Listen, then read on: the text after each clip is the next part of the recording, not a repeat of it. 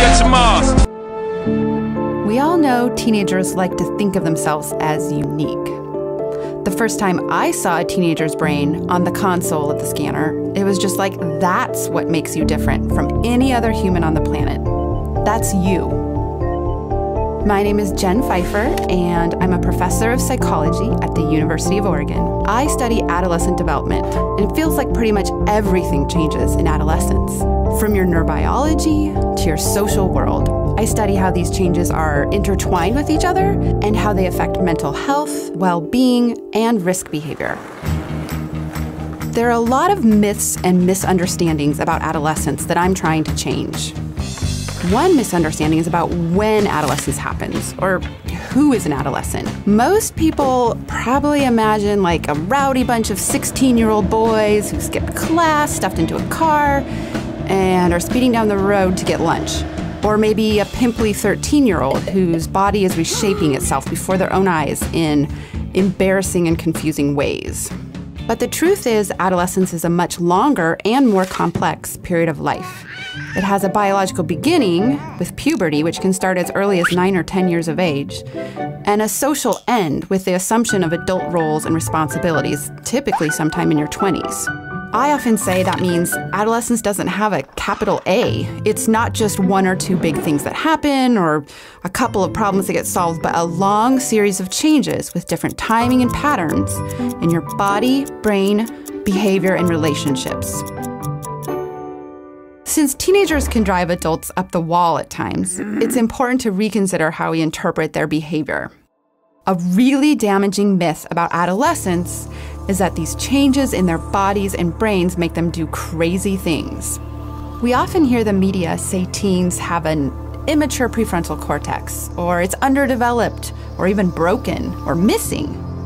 On the other hand, they also say their systems for processing emotions and rewards are hyper-responsive, in overdrive, left unchecked because the prefrontal cortex isn't ready to take control yet. There are two really important things to know about this myth. One, it's just not that simple. You can also use your prefrontal cortex to plan how to achieve any kind of goal, including ones adults might call risky. But two, and this is maybe the surprising part, it's actually really important for adolescents to take risks. A risk is just a decision where the outcome is unknown, and trying things we don't know the answer to is how we learn.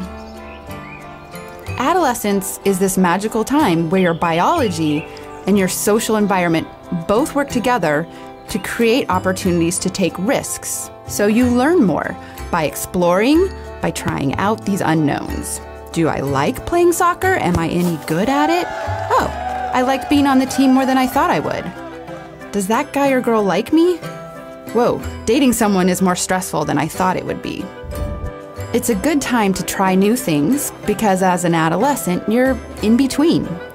You have more capabilities and more independence, but you've also got a safety net in your family. That highlights a third misconception. The parents don't really matter anymore in adolescence. While it's true that peer and romantic relationships become increasingly important, parents need to realize they still matter to adolescent well-being. A lot.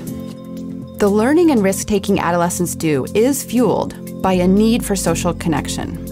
Although it can feel like it, parents aren't being replaced, but adolescents do need to develop their own relationships and networks of social support outside the family.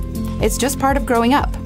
So maybe a better way to think about adolescence than as a crazy immature time is as a stage where the brain naturally becomes hungry for new experiences and social connections. Teens seek them out and soak them up because that's their job.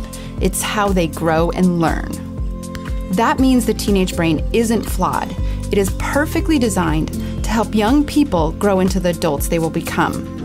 If we as parents and as a society can help them do that in safe, supportive ways, they can all reach their fullest potential.